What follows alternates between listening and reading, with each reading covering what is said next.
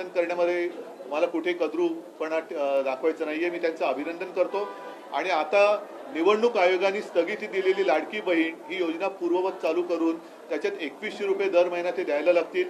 शेतकऱ्यांचं कर्जमुक्त ते लवकर करतील आणि जी जी काही त्यांनी आश्वासनं दिलेत ती नंतर कोणी बोलू नये की असा जुमला तर निवडणुकीच्या वेळेला करावा लागतो.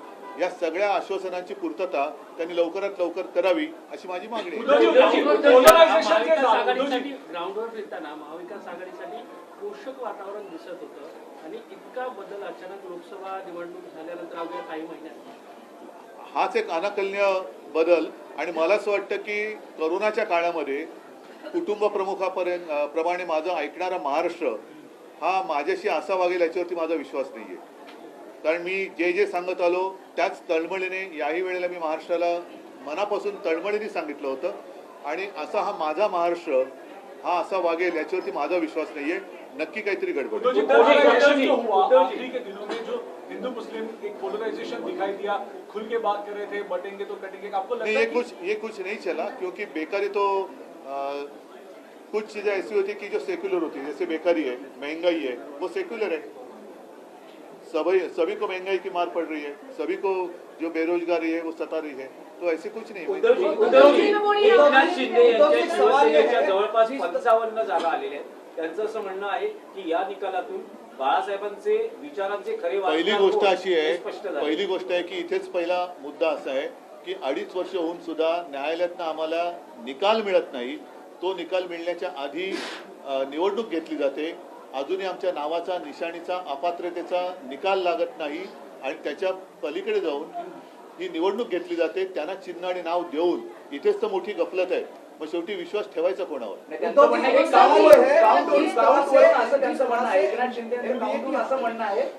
बरं ऐका एक मिनिट. त्यांना म्हणा की आता पहिलं देवेंद्रच्या हाताखाली तुम्हाला काम करावं लागेल. तर पहिलं तुमचा बंगला कोणता तो निवडा.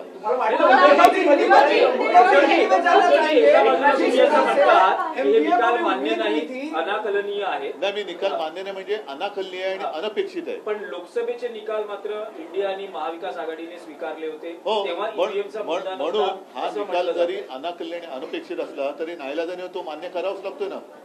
आम्ही अमान्य असं मी म्हटलेलं नाहीये की निकाल अनाकलनीय आणि अनपेक्षित आहे, पण तो निकाल लागलेला आहे. आणि इकडेच अनाकलनीय आणि अनपेक्षित या शब्दाचा तुम्हाला नेमका अर्थ कळेल की 4 महिन्यामध्ये लोकसभेमध्ये लागलेला निकाल एवढा बदलू कसा शकतो. असं नेमकं या सरकारने असे कोणते दिवे लावलेत? रोषणाई केले त्यातले पैसे तर गेले, पण असे कारभारातले कोणते दिवे लावले? महानगरपालिकेची आहे, मुंबई महानगरपालिका तारीख लागले का? बघू ना. शरद पवारांशी बोलणं झालं का? दिग्गज नेते शरद पवारांशी किंवा मग काँग्रेसच्या बड्या नेत्यांशी नाही, अद्याप बोलणी झालेली नाहीये. मी आता पहिल्या प्रथम आपल्याशी बोलतोय आणि आपल्या माध्यमातून मी जनतेशी बोलतोय.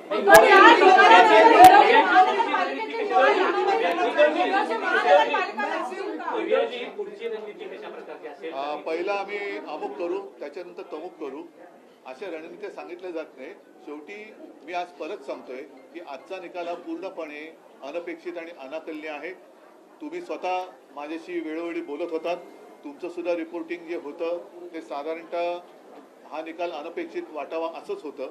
आणि राज्यभर शेतकऱ्यांमध्ये असंतोष आहे, महिलांमध्ये एक असुरक्षिततेची भावना आहे, बेकार आहेत ते सुद्धा असेच आहेत, महागाई वाढते. या सगळ्या गोष्टी लक्षात घेतल्यानंतर प्रत्यक्ष चित्र दिसत होतं. सभांना सुद्धा प्रचंड गर्दी होत होती आणि मला असं वाटतं की आमच्या सभांना प्रचंड गर्दी होत होती. लोक ऐकत होते. मोदीजींच्या सभेला अरे काय ऐकायचं, आम्ही ठरवलंच आहे तुम्हाला निवडून द्यायचं म्हणून खुर्च्या रिकाम्या होत्या. लोकांचं मत असो, मला असं वाटतं. मी बोलू का तुम्ही बोलता?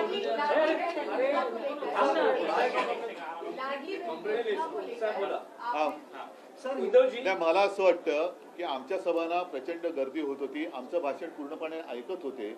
मोदींच्या आणि अमित शहाना तर नंतर सभा घेण्याची गरज लागली नाही, कारण लोक म्हणत होते तुमचं ऐकायची गरजच नाही, आम्ही तुम्हाला मत द्यायचं ठरवलंच आहे, म्हणून त्यांच्या खुर्च्या रिकाम्या पडलेल्या होत्या.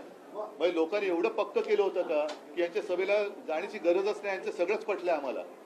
म्हणजे रिकाम्या सभांचे व्हिडिओ फोटो सगळे येत होते. त्यांचं भाषण चालू असताना लोक सभा सोडून जात होते. मग हे लोक अर्धवट भाषणं त्यांची ऐकून मतं ठरवत होती का? हा एक संशोधनाचा विषय.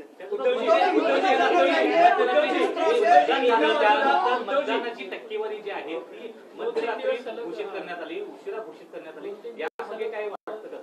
आता याच्यामध्ये नेमकं खरं काय ते आपल्या सगळ्यांचे 17C फॉर्म हे राज्यभर तपासल्यानंतर कळेल की त्या 17C फॉर्म मध्ये मतदान किती झालेलं, त्याच्यानंतर टक्केवारी वाढली असेल तर गफलत आहे. एका बाजूला शिवसेनेला जिंकलेल्या जागा आणि दुसऱ्या बाजूला माहीम असेल, वरळी असेल. आणि नक्कीच या विजयाचा उपयोग महाराष्ट्रातून सुखी समृद्ध संपन्न होण्याकरता निश्चितपणे होईल असा विश्वास व्यक्त करतो. मुख्यमंत्री पद आता कोणाकडे जाईल, कारण की सगळ्यात मोठा पक्ष भाजप आहे. सिनियर नेते आहात. असं आहे की या संदर्भामध्ये अजून पूर्ण निकाल पण आलेला नाही आहे आणि आज याबाबतीत कुठल्याही प्रकारची कॉमेंट्स करणं उचित होणार नाही. या संदर्भामध्ये पार्टीतलं शीर्षस्थानी पूर्णपणे निवडून येणारे आमदार यांच्याद्वारे याचा योग्य वेळी योग्य निर्णय होईल. लाडकी बहिणीचा एक फॅक्टर महत्वाचा राहिला, त्यामुळे एक ऐतिहासिक विजयापर्यंत असं वाटतं का तुम्हाला? मला वाटतं एक मात्र नाही, या निर्णयाचा एक फायदा झाला. ठीक